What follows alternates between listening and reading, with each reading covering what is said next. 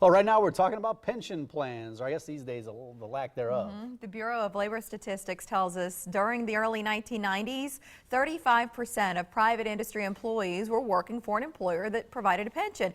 By 2011, the number dropped to just 18%. And Darrell Bryant is the president of Bryant Retirement Strategies and host of Retirement Strategies Radio on KFAB here in Omaha. Darrell, good morning. Good morning. Thanks for having me. You were talking during the commercial break. You just got back from Nashville and had an interview with somebody that we all kind of know. We got geeked out about. Yeah, we were just going into that. It has nothing to do with pensions. It doesn't, no. I did another interview. We have some musical guests on the show regularly on the radio show. Peter Frampton, I was out to interview.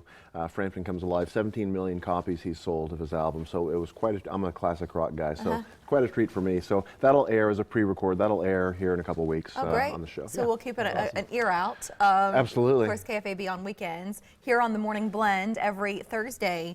And that brings us back to this topic of pension plans. What in the world is behind this decline?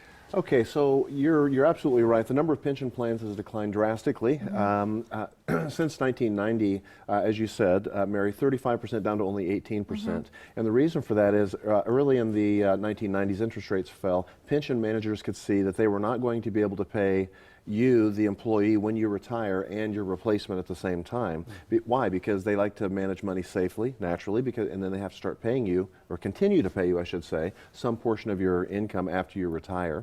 And so an interest rate environment and other economic conditions caused a decline in the pension. So what we did in that era was the 401k or 403b or 401a, et cetera, all those acronyms, were born. And so they said, you know what, we're not going to be able to get this thing done. So let's just start handing our employees some money and let them figure it out. And if they participate, then we'll match. And thus the modern 401k was born. And that was in the Reagan era. So that's what happened. Well, that's funny. I entered the workplace probably the mid-90s. I don't think I've ever been offered a pension, right? Because that's kind of when you started to see the decline, was the early 90s. So who gets a pension nowadays? Pensions are primarily restricted to government employees, so you see military, public sector employees. We will see union employees will have those, military, of course, that kind of thing, and very, very large corporations will still have pensions. We will see some folks will come into the office, and a lot of your viewers will recognize this. They'll say, well, I do have and let's distinguish, by the way, a pension versus the 401k, right? So a lot of people call their 401ks their pensions, but it's really not, because a pension is a guaranteed stream of income, isn't it? Okay, so now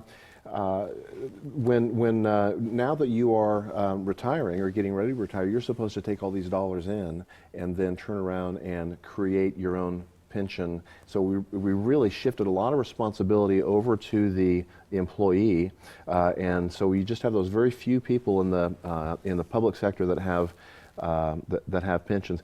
What I was going to say was, we do see some people who will come in and say, well, I have a tiny little pension, because we started one earlier and that went away, and it's only like $200 per month, and now I have this 401k, right? And so they're really trying to assimilate these things, and a lot of times we'll have these combinations, so they may have frozen the pension, right? Because they're working for that company right in the era where they stopped the pensions and then they started their 401k.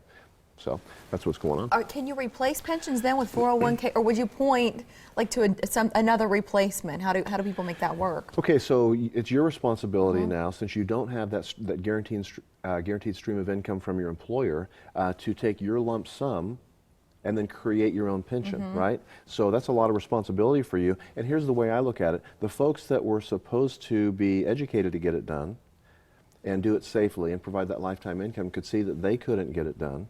And so now they shifted that responsibility to you. So you're in a pickle, right? Now so we have people coming into the office regularly all week long from all over the state of Nebraska and Iowa, et cetera, coming in the office saying, okay, I got a gob of money saved up.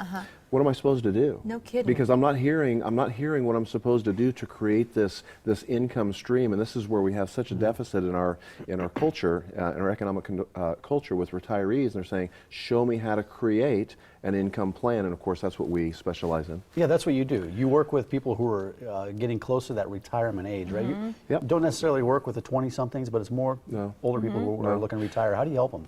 Well, the first thing we need to do is, and you're right, we don't take, as we say on the radio, et cetera, and when folks call the office, generally speaking, we don't take 45-year-olds, simply because, Mike, we're just way, way too busy servicing those people who are moving into retirement, because nationally we have 10,000 baby boomers per day turning 65 years old. So we have this enormous need for real advice and counsel for these people that are moving into retirement. So to answer your question, what we do when people come in is we want to understand what the price tag is of their retirement, and everybody has one. You have a price tag for your retirement, don't you? It's a monthly budget. And so then we want to compare that with what we have going so far in guaranteed streams of income, like Social Security, or maybe that tiny little pension, or maybe you're lucky enough to have a pension. And then let's compare that with a lump sum that you have accumulated, and let's figure out a way to put a pension, your own personal pension together, using your life savings for your income supplement on an inflation-adjusted basis, and that's the key, so that you can go into retirement with a lot of confidence and not what we call stress-free retirement. It's a big deal, and it takes some very accurate math. Darrell brings a special offer every week because he knows that you're curious, and so this week it's a free copy of the book 5 Retirement Myths. That'll go to the first people who call and schedule an appointment, and the number to do that is 402-932-2141. And again, to emphasize, Darrell works with people who are at or near the age of retirement. So if that's you, you've had some stress about it, but you're committed to retiring successfully, that's certainly something he can help with. Thanks, Darrell. If only I had a pension. I wish I had If I only had a brain. That too. Yeah, no kidding. Thank Thanks you. a lot. Look forward to the Peter Frampton stuff. Absolutely. Too, by the way. Dr.